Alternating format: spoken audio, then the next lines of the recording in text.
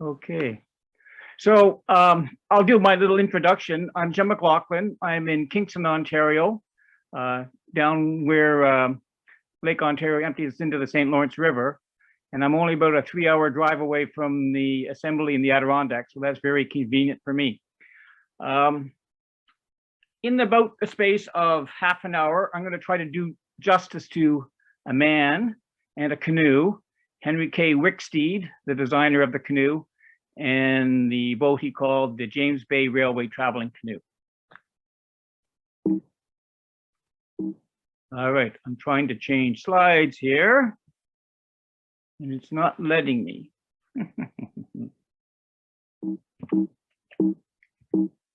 Alex, it's not working now. Oh, hang on, let me try something else. Go to slide, okay. Oh, geez. I hope this doesn't cause me problems. Okay.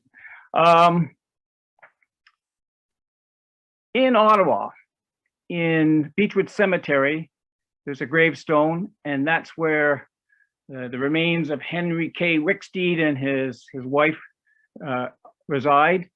I'll see if I can get this to show up better now. There we go, it's finally working. So this is what the gravestone reads. Henry K. Wicksteed, B.A.Sc, which is Bachelor of Applied Science, born the 25th of May, 1855, died the 23rd of July, 1927. Also his wife.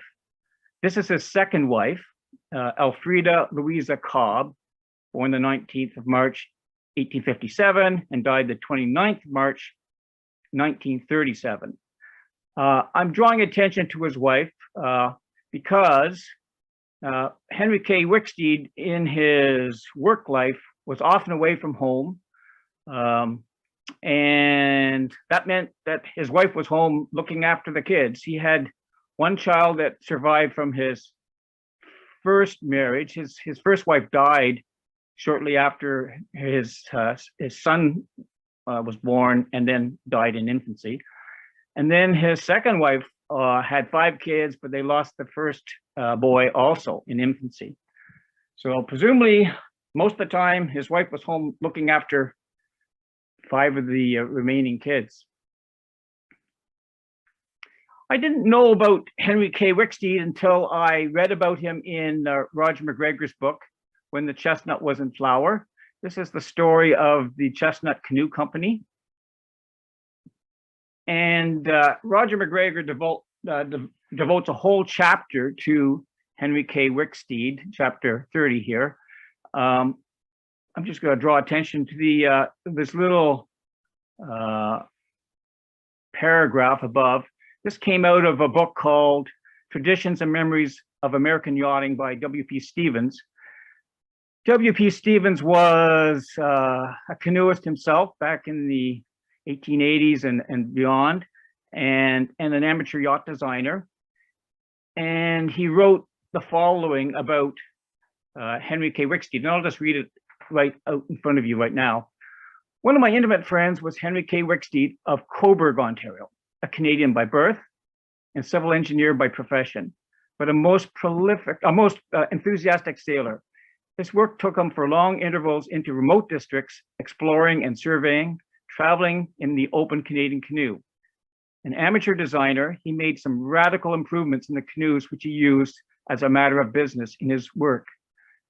And when he came back to open water, when he came back to open water, he always had in his head or notebook the design of a small cruiser, which he built and used on Lake Ontario. I published many of his designs. One of these, Myra, a gaff-rigged yawl, was described in Forest and Stream in December 1892. So from this little paragraph here, we know that, one, he's Canadian, spent most of his life in Ontario, trained as a civil engineer, did a lot of traveling in remote areas by canoe, did a lot of surveying while he's out in the field, and was an amateur yacht designer as well as making designs for canoes. And that pretty much sums it up. So let's see if we can find a little bit more about him. This is a picture of Henry K. Wicksteed. This is him on the left side here. In 1873, upon graduating from McGill University in civil engineering. So 1873, born in 1855, he's 18 years old coming out of engineering. I'm a civil engineer too. I went into engineering at age 18. So in those days, they started earlier and came out sooner.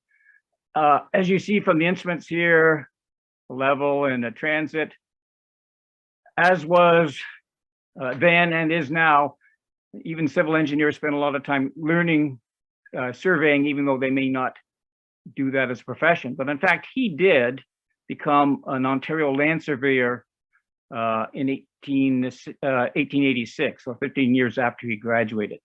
So we really combined the engineering and surveying. Since he graduated, he spent most of his time working as an engineer and then as a surveyor for various railway companies, including the CPR back in the 1880s.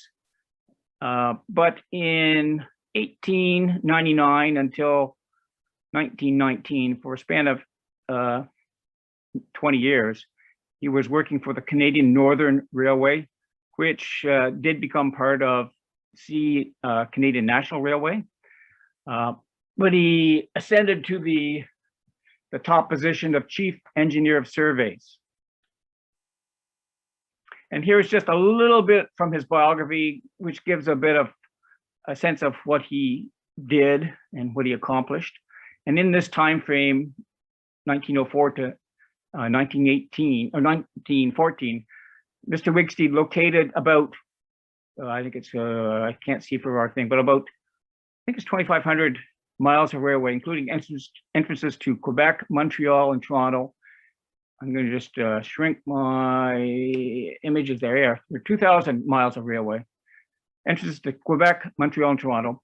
The tunnel beneath Mount Royal in Montreal was a bold undertaking that originated with Mr. Wicksteed, a work that was successfully carried out in 1910 to 1914. One section of the Canadian National Railway, 250 miles in length, to northwestern Ontario, the greatest difference in elevation is less than 100 feet. This section was also constructed at a comparatively low cost. So if you're familiar at all with railways, they really have to deal with very low grades, 1% or thereabouts, because trains have trouble going up and down hills. So it's very important to be able to locate the railway in the very best location. I'm having trouble with moving my slide again, but I'm going to try. Here we go. Next. So our next slide is a page out of the 1913 catalog from Chestnut. And you see the title is Canadian Northern Railway Canoes. And maybe I'll read the first paragraph here. So this is Chestnut saying, "We have built for Mackenzie and Mann, who were the operators of Canadian Northern Railway, 2 sizes of canoes in the special shape shown above. These were designed by their chief engineer of surveys, Mr. Henry K. Wicksteed, a veteran canoeist, and embody fully his ideas as to the perfect shaped canoes for their survey work. They are a radical departure from the lines of our own models, as they rise very much more at the ends and are not so straight on the bottom. Not having used them, we cannot testify to their merits. But print below Mr. Wicksteed's remarks after having used them for 1 season. We do not stock these canoes, but build them to order only, the time required being between 3 to 6 weeks." So this is the 1913 catalog. Presumably they produced a number of the 2 boats in 1912, and Mr. Wicksteed and his fellow his colleagues must have used them. At the bottom here, you can see the description. There's a 14-foot one that they have the telegraph code of Canadian, and then a 19-foot one that has the telegraph code of Northern. This is just the telegraph code so that if you were ordering it by telegraph, you would simply say, I want a Canadian, and that would get you the 14-footer, just as if you were ordering a 50-pound special, you'd order a Bob's. So these are the telegraph codes. I'm interested in the 14-footer, and we'll get into detail about that. But here is that testimonial from Mr. Wicksteed in reference to the 14-foot canoes. These are the fastest and handiest craft we have ever had to do with for North Country traveling, and I think you should list them in your catalog. The boys quote one instance after another when they have beaten the bleep by hours in the day's traveling, and others where they have kept going in rough water when other fellows had to lay up. I have myself made 4 miles per hour for 10 or 12 hours at a stretch, which I had not believed possible in so short a canoe. This very shortness is an immense advantage. First, in shipping on a baggage car, which often will not take in a 16-foot canoe. Second, on a crooked portage or stream where the longer model cannot negotiate the sharp bends. And so this is the design I'm talking about, the 14-footer, which he called the James Bay Railway traveling canoe. Whereas the 19-footer, they called that the Canadian Northern Railway freighting canoe. But they both have very much the same shape. You can see quite a bit of rocker in the hull. Other things to point out is one stern seat, a board seat. That's the stern thwart, a center thwart, or at the balance point, and the bow thwart that's been dropped, I'm surmising, so it could be used as a kneeling thwart for a bowed person if you would have one. I think this boat was intended to be paddled with one person sitting on that stern seat and a whole load of gear in the front part of the boat. You can see that, well, you can't read it. That's about 4 inches of rocker, that measurement there where we start to rise on the stem. A nice sweep on the gunnel line. On the plan view below, you can see the board seat, and these are little brass brackets to help support that seat. The stern thwart, center thwart, and the kneeling thwart right there.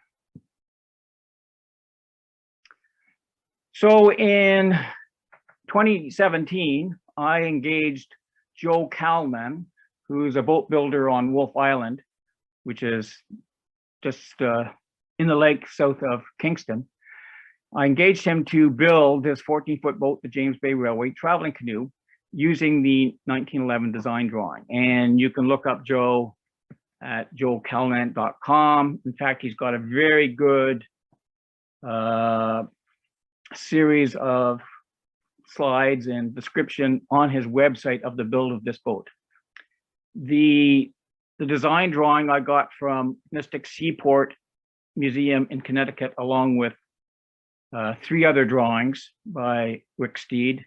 He did 2 other designs in 1894, and then did this one and the freighting canoe in 1911. So I'm going to go through a bunch of slides of the build of the canoe.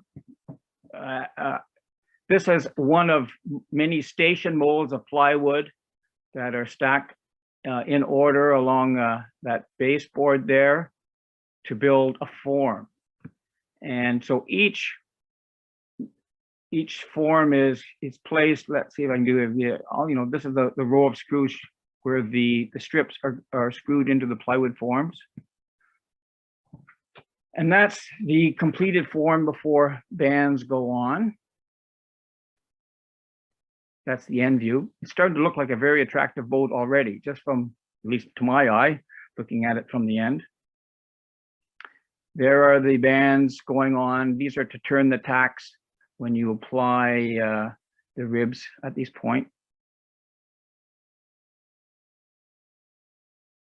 Or not when you apply the ribs, but when you apply the planking to the ribs. And that's all the bands on the form. And again, to my eye, that's looking like a very attractive boat. Joe had to make up a form for bending the stems at the bow and the stern. And so this slide is showing the ribs being bent and secured against the inwells with the nails.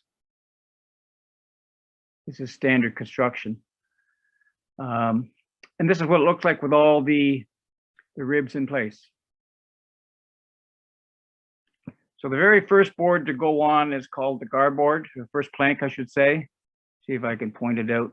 This is the that first plank there. Just a little further along, four planks in place. This is the tack pattern used to secure the planks to the ribs. Joe and I went to the museum in Peterborough and looked at the construction details of chestnut canoes, predominantly those before the fire of 1921. And there is one good example of a boat there. It's a Bob Special from 1918. It belonged to the Trudeau family. So that was a very good example of what we could expect from chestnut in this time period. But this is the tack pattern that they used. You have to take the canoe off the form before completing all the planking because of the slight recurve of the stems. So you can't finish off the planking. You have to do these afterwards. You're not using the bands anymore to turn the tacks. You have to use an iron to do that. This just shows a little detail at the stems. A peculiar thing that chestnut did in the early days was to leave a bit of a trapezoidal piece of wood here on the stem. I'm not sure quite what it accomplishes, but that was dispensed with later. I guess it was a bit fiddly, but I don't know what it was doing. But anyway, we did this to be faithful to the boats of that time period. This was a detail that Dick Person at north of Peterborough pointed out to us. So we're trying to do this as faithfully as possible. Here's Joe working on the decks, which were copied from the Trudeau boat, the Bob Special. So he's basically undercutting the deck here, so it will give the appearance of a less beefy piece of wood. This is a full inch thick, if not more, to match the depth of the gunnel at that point. And so there is the deck put in place, leaving a little bit of height along the edges so that it can be crowned later. So more height where it's wider and less height where it pinches out to nothing. And that's what it looks like when you're finished. You've got the crown and then the illusion of a very thin deck, but in fact, it's quite thick. In fact, it's the full 1 inch depth of the inwale at that point. And at some point, you got all the planking on, you can trim off the ribs that protrude above the inwale. That's what's going on here. So looking down the boat from the bow towards the stern, this is the kneeling thwart at the bow position. I'm going to point out these wooden cleats. This is a detail that showed up on the bigger boat, the freighting canoe, as to how the thwarts were to be installed. My recollection is all their thwarts were actually suspended below the gunnels, and they would have used these cleats to do so. But you know, the center thwart and the stern thwart beyond that are in this boat attached to the gunnel directly. Just looking down the boat, you see a nice shallow arch hull, fairly soft turn of the bilge there, chine. Actually very nice, a very efficient looking hull to my eye. And this is the boat being canvassed, being inserted into that canvas envelope and being pressed down with wooden bars off the ceiling. A pretty standard practice. That's the canvas being wrapped around the stem, and you can see that peculiar trapezoidal shape on the stem. Faithful to the period, but I'm not sure what it accomplishes. And that's what it looks like when you got the canvas done. Because these days, you're not going to find fillers with white lead. You have to protect the canvas from mildew some other way. And so the standard practice is to apply zinc naphthenate, and it's very stinky. So you saturate the canvas and you put the boat outside to dry, where it's not so much of a nuisance. This is what the boat looks like when the canvas has been filled. And you can see, I stole this off Joe's website. This is the next step where you put the Outwales on. This is actually my other boat, or one of my other boats in the background, where Joe was also working on doing a paint job, doing a bit of treatment on the gunnels and new brass stem bands. And both boats are at the same stage of work. You can see the masking tape and varnish to the woodwork, and 5 coats of varnish. And this is the stern seat detail. It's a board seat. It's kind of like the deck. It gives you the illusion of being relatively thin, but it actually, that depth does taper and you just don't see it from there. Because this boat has so much flare, you can kind of see the hull flaring out there and on this side. It doesn't lend itself well to hanging off the gunnels like a conventional canoe, where it's a straight drop down. And this is perhaps a detail of boat construction you'd expect of, you know, smaller boats, not canoes, but just a way of supporting seats. And in fact, it's very strong because this seat is supporting the stern end of the canoe, both in compression and in tension. So it's a very, very strong seat. And it's certainly not delicate. It's not got caning or even rawhide lacing. This is a very robust seat. One of the last steps is to paint the canvas. This is Epiphanes paint going on, and then the stem band being applied. And that's what the completed boat looks like, with my other boat, the cruiser, in the background. So I've got 3 boats here for comparison. The James Bay Railway Traveling Canoe, which I shortened to JBRTC, is the one in the middle. Only 14 feet, but you can see how full the volume carries out into the ends here, compared to the 16-foot cruiser and the 16-foot Prospector, which pinch in. This boat carries that volume out to the ends, and then because of its rocker, has a real tendency to rise up and over waves. So it's very good in whitewater. And it's also very maneuverable, being 14 foot and just through its hull shape. So I've got a few pictures of me trying it out for the first time, launching at the dock. Now, there's the stern seat where one would normally sit and have a whole boat full of gear, giving you the proper trim. I'm going to get in and face backwards, sitting on the stern, or rather the bow thwart there, the kneeling thwart. You can see my knee pad there. And of course, I have terrible trim because I'm so far aft of the balance point. I really should be up closer. But this shows first of all, very nice sweep of the shear line. That's this nice curve here. And also a feature of all of his boats, all 4 that he designed, is a very soft round curve at the bow and the stern. I think that's designed quite deliberately to help slide up and over things, whether it be rocks or logs or beaver dams. I mean, it's just a way of glancing off stuff as opposed to incurring damage.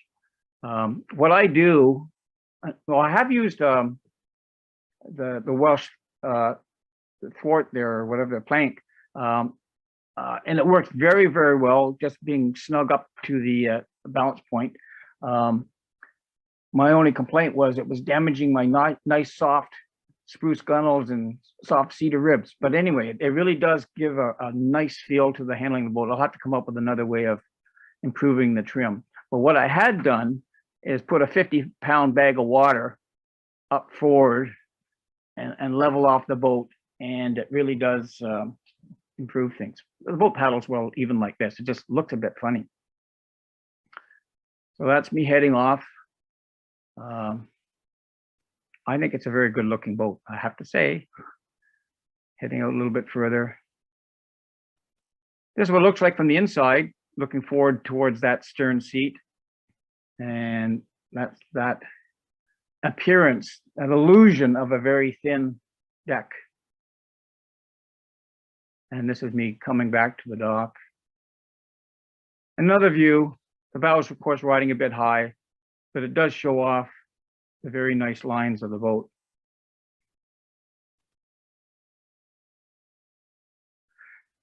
So, the green boat, the JBRTC, designed in 1911. In, I'd say, about 1980 or so, boats began to appear commercially aimed at whitewater that were nicknamed at that time, in the early 80s, banana boats, because of their extreme rock. So they were recreational boats meant for play and had a strong resemblance to this boat. I showed, I'm giving this as an example. This is a Vertige X by Esquif Canoes, probably closest in dimensions to the JBRTC. Both boats are 14 feet. This one is 32 and this one's 33, so just a little bit wider with the Vertige. They have made the Vertige quite a bit deeper. It's intended to be used as both a solo canoe and as a tandem canoe, but the paddlers would be located near the center, keeping the weight out of the ends. So they've got extra depth there. Rocker on this one's 4 inches. This says 5. It really depends on where you're measuring it. This one is measured a foot from the ends, where there's a distinct change in the curvature. Probably this would be more or less here, a little bit closer to the end. So I would say the rockers are very comparable. And in terms of weight, the JBRTC is 68 pounds versus 62 pounds for the Vertige X. These days, it would be made in a material called T4Mex, originally in Royal X. But in any case, that's pretty good for weight. Only 10% lighter, even with modern materials. So this is really a boat that's ahead of its time, I think. 70 years, even 100 years ahead of its time. It's really quite an amazing boat and a joy to paddle. I'll give the last word to Henry Wicksteed. This is from an article he wrote in July of 1926 to a professional engineer. Here's what he writes. I have suffered many hardships. Several times nearly lost my life in Lake Superior in midwinter in open boats and canoes, and once having to drag a frozen and thawed out foot 25 miles to Fort William. That's modern day Thunder Bay. Often I have been short of any but the barest necessities of life for weeks, on 2 occasions without even them for days. I have slept in the open many weeks in temperatures ranging from 0 to 40 degrees Fahrenheit below, and have returned to civilization more than once to find closest friends and nearest and dearest relatives dead weeks before. And that would include his first wife. But the desire for achievement, or the call of the wild, or what H.G. Wells called undying fire, name it as you will and ascribe to it vanity or ambition or what you like, this something has always led me back, when called on, with real pleasure and satisfaction, to the work that I could do best and possibly a little better than my colleagues. Henry K. Wicksteed died a year later after short illness. He was 72 years old. And that's it for my presentation.